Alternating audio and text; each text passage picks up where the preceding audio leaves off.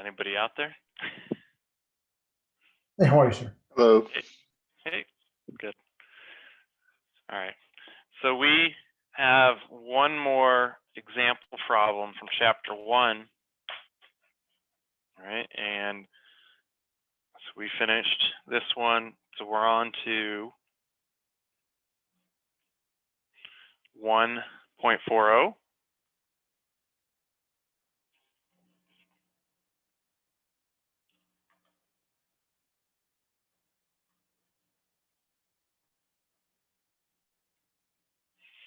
Okay. So that one says an aluminum plate 4 millimeters thick is mounted in a horizontal position and its bottom surface is well insulated. A special thin coating is applied to the top surface such that it absorbs 80% of any incident solar radiation while having an emissivity of 0.25. The density, rho, and specific heat C of aluminum are known to be 2,700 kilograms per meters cubed and 900 joules per kilogram Kelvin, respectively. Part A says consider conditions for which the plate is at a temperature of 25 degrees Celsius and its top surface is suddenly exposed to ambient air, which is at T infinity equal to 20 degrees Celsius, and the solar radiation provides an incident flux of 900 watts per meter squared. The convection heat transfer coefficient between surface and the air, H, is 20 watts per meter squared, Kelvin. What is the initial rate of change of the plate temperature? And B is what will the equilibrium temperature of the plate when steady state conditions, what will be the equilibrium temperature of the plate when steady state conditions are reached? Okay. All right. We have an aluminum plate.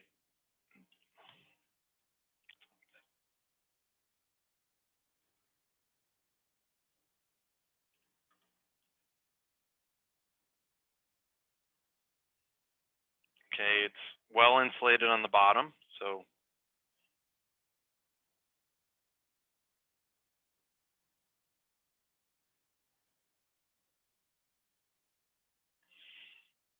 all right, then we have a thickness, which they're labeling L, which is 4 millimeters, which is 0.004 meters. Okay, they have an let's just get rid of that little dash there. An absorptivity is 0.8, and where that comes from is they tell us 80% of any incident solar radiation is absorbed, right? So that's the 0.8 or 80%.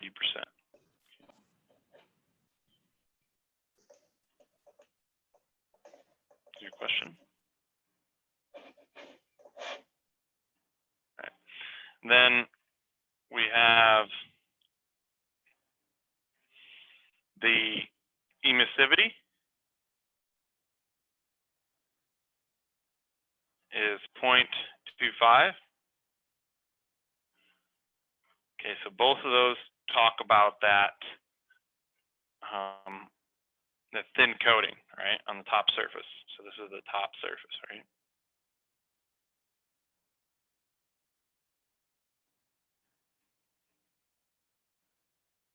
Coating. Then we have aluminum plate. So they tell us the density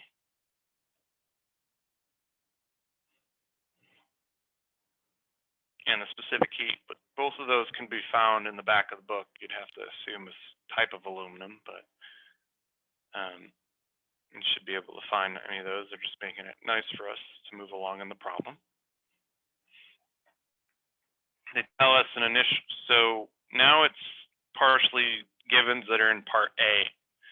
And with that, they tell us initial temperature of the plate. Let's call that plate TPI is 25 degrees Celsius, and T infinity is 20 degrees Celsius, so that's the air temperature. And the solar incident radiation is 900 watts per meter squared. Okay. And our convection coefficient is 20 watts per meter squared Kelvin. They want us to find the initial rate of change, so this is part A, in temperature.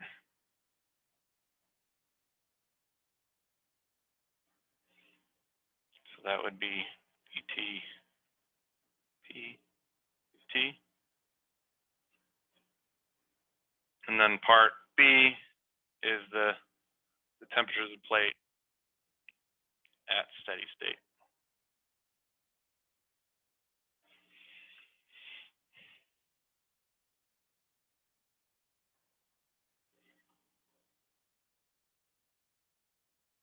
Go back up here, we'll do the schematic. All right, so we got a plate, right? So let's draw that.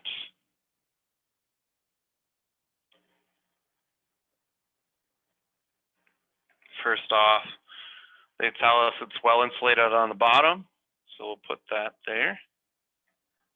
Our insulation, right?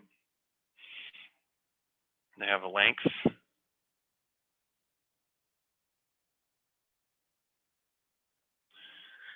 We have this top surface that has that surface coating, and then the plate, right, is the rest of it's the plate that's aluminum, right?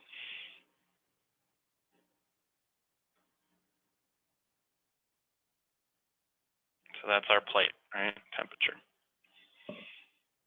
All right, so what heat transfer do we have occurring on the top surface of this plate?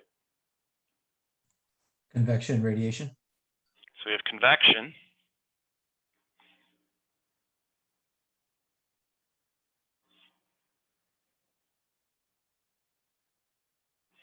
Right, and then radiation, we have a few things going on. So we need to separate it, see what's going on here, right?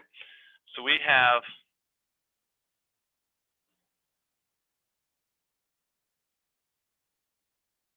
the emission side.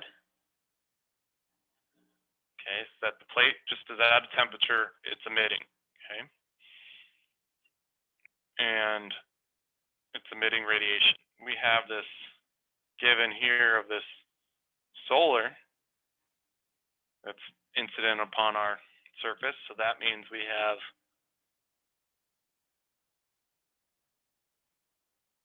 a source from solar.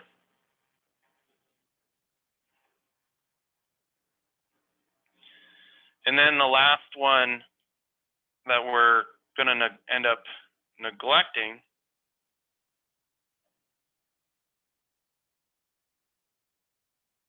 is just G that we've had in the other problems. Okay, that dealt with the temperature of the surrounding surface. See, because this one has, that's solar, so that's like an applied separate loading. Okay, this one, we're going to neglect.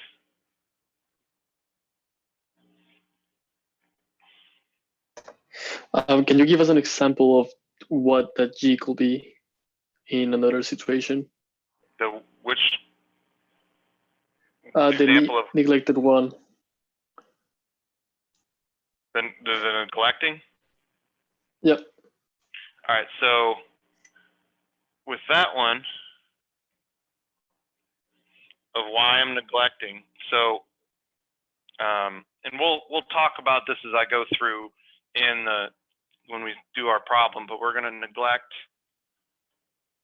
the radiation from the surroundings, right? And we didn't actually have to do that, but I wanted to show that way because you'll see the book do that sometimes.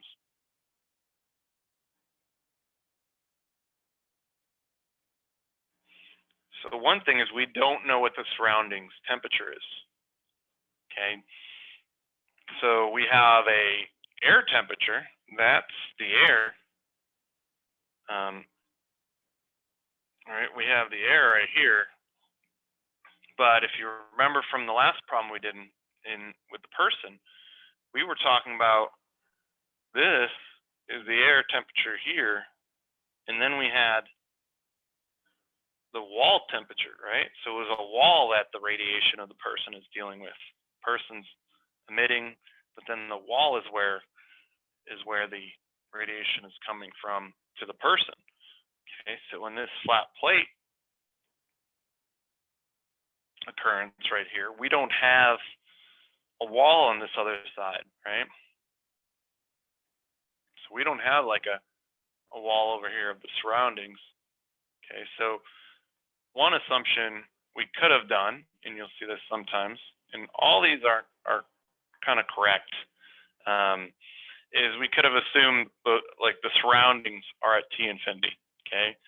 But we didn't have to, and that's why it was neglected here. And in that case, the surroundings in this plate with the solar energy, that might more be like the clouds.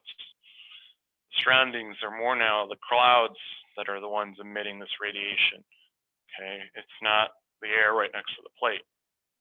Okay, it's some body out in the surroundings that's emitting this radiation. And that's why we're able to neglect it in this one, because it's not clear whether it's really there or not. Or the clouds in actuality are usually it's way up in the atmosphere, so they're at a much lower temperature than T atmosphere. So if we include the surroundings are at T infinity in this problem, we may be overestimating what the surroundings, that G value is. So that's why we're neglecting it in this case versus the person again in this room. Okay. Hopefully that answers what the question you're asking. Yes, sir. Okay. Professor, I got 2 questions for you. Yep. So one is to continue on with the reason why we're neglecting G. Is it a good rule of thumb to neglect G when we're in an open area, but then include it in our calculations when we're in like an enclosed room or space? Yeah, and then they'll usually tell you about the surroundings Okay. is if you're going to include it, right? They'll usually tell you about it. Okay.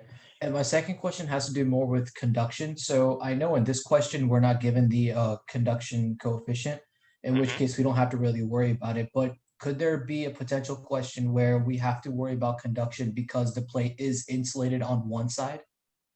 Well, if it's insulated on this side, that means there can't be any heat transferred to that side, right? Okay. So it can only transfer internal to the plate, but not to the other side of the plate, right? Okay. So it could more transfer to the plate, but that is another assumption to make. You know, this is where we would make the kind of like a thin plate assumption. Okay. All right. Thank you. Where we can say it's all at the same temperature, kind of uniform or isothermal plate uniform plate temperature. Okay.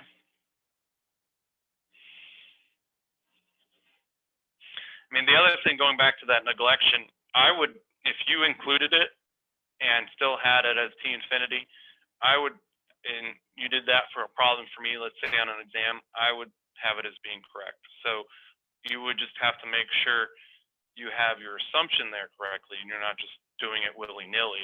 You don't actually understand what you're doing, right? The technical term of willy-nilly, right? I got to use. But as long as you're including the right assumption with it, like saying, oh, assuming T surroundings is T infinity, or neglecting radiation from the surroundings, you don't include it. As long as you're understanding the process, then it'll be correct either way when you do it for an exam that I have.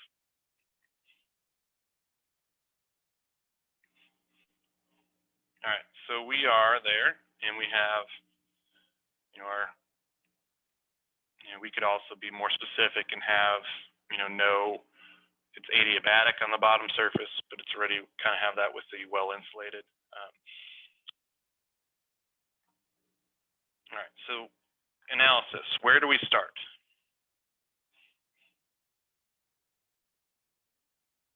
We need for part A, initial rate of change in temperature of the plate.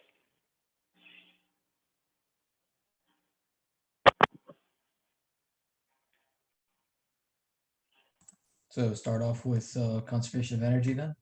All right, yep. So our COE,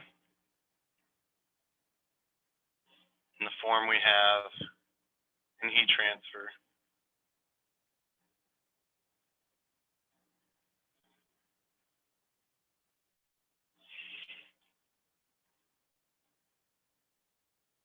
All right. So do we have energy generation? No. No. Do we need to keep in the energy stored term? Yes, for the first part, yes. Yeah, for the first part. Yep. So let's say this is part A, right? All right. So then we energy in and energy out. We just kind of look at our schematic now. Okay. So the only one in that I have is the solar, so we'll include that as the energy in. And the one thing we have to put in front of there is the absorptivity, right? And that's because that's the amount of what that solar energy that's coming in, incident radiation, that actually gets absorbed. The rest of that's getting reflected. We don't care about that because that energy isn't changing the plate of the energy or changing the temperature of the plate, right? It's not energy that the plate cares about, it just goes away. So this is the portion of what's coming to the plate that actually goes into the plate, right? It gets absorbed. That's the portion that is the energy into our control volume, right? If we put our boundary.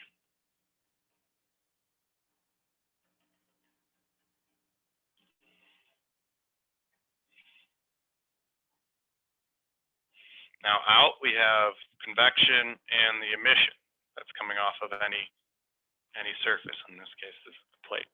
Okay, so we have, oh, I need to put in my areas here. This has an area to it. And then we have emission and its area. And then we have convection, flux, and an area.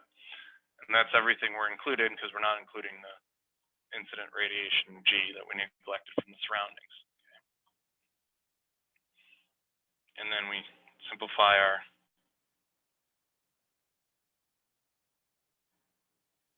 stored term, okay, because it's incompressible, it's a plate. And we're here, okay. Is there any simplification I can make here and cross something out? Area. What do I do about that over here on the right? You swap out volume for area times the thickness. Yeah, so we have, in this case, it's L I labeled, so area times L, and the area then gets canceled in all these terms. Okay, so then we can start, actually, I'll just rewrite it before we substitute. All right, so now we have this term, we have this term. We need to substitute for this one, for our emission and our conduction, or in our convection. Okay, so for the emission, what's that going to look like? Epsilon times the Boltzmann constant times surrounding temperature to the fourth. So not the surrounding, so this is going to be the plate to the fourth, because this is what's leaving the surface. Okay, so that's the source is the plate. Okay. This one, the source would be, you know, the G T. source would be this some surrounding somewhere, right? Okay. Yep. So for emissivity and absorptivity, we're not going to use T infinity at all. That's only going to be for convection. Correct. Okay.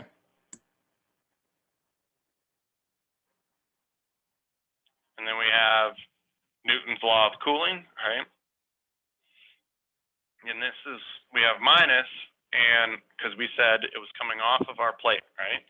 So this is where we think of our points, right? This is T temperature of the plate, and this is T infinity, so that means it's TP minus T infinity.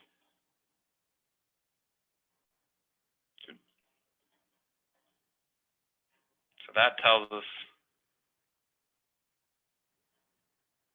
our direction of what to subtract from what, okay? As long as we keep that consistent, again, it'll correct itself if we made the wrong assumption here on the direction for convection.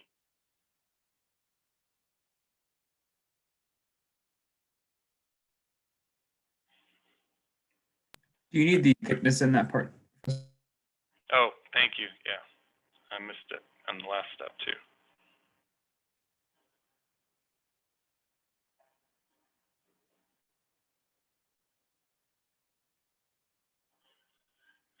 All right, so again, we have this.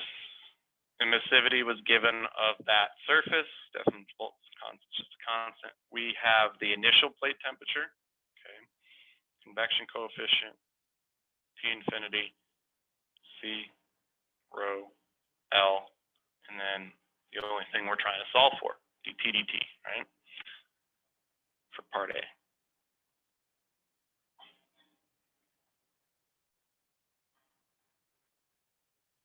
So then we substitute, solve, we get 0.052 degrees Celsius per second, or Kelvin per second. Same. One thing to be careful of that I forgot to mention in the last class, or maybe I didn't, I don't remember, is this must be in units of Kelvin when you're dealing with radiation. That's to the fourth power, right? You'll get a very different answer if you use Celsius, right? So that always is Kelvin. So maybe when you, and anytime you're doing a problem with radiation, maybe you just always use Kelvin for everything. Although it wouldn't really matter in your convection because it's a change, so it would subtract off. But here it really matters, right? You have to use Kelvin. So that's a place where you can have an easy mistake or trying to compare answers and your answer looks very incorrect or not right there. Any questions?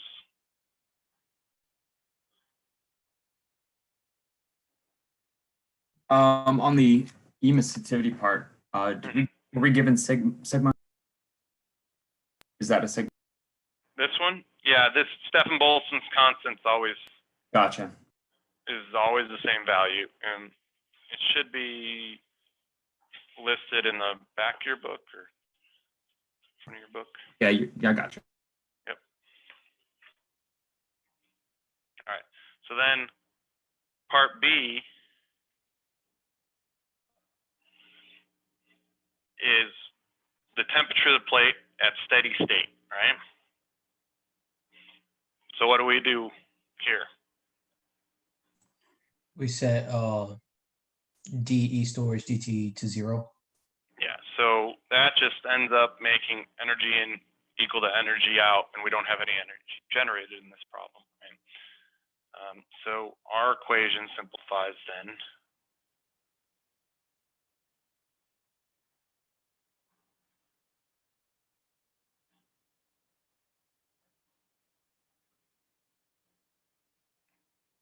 to this, right? So we made the right side equal to 0.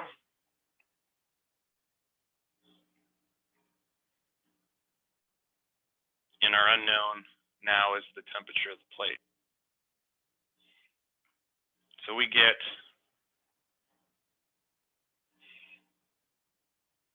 321.4 Kelvin, which is 48.4 degrees Celsius.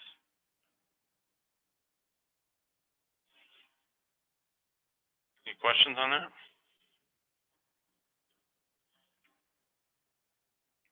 So this is a situation we have this plate was all at an initial temperature of 25 degrees Celsius, and then all of a sudden we applied put it in an environment that had convection and the solar energy radiation of the 900 watts per meter squared.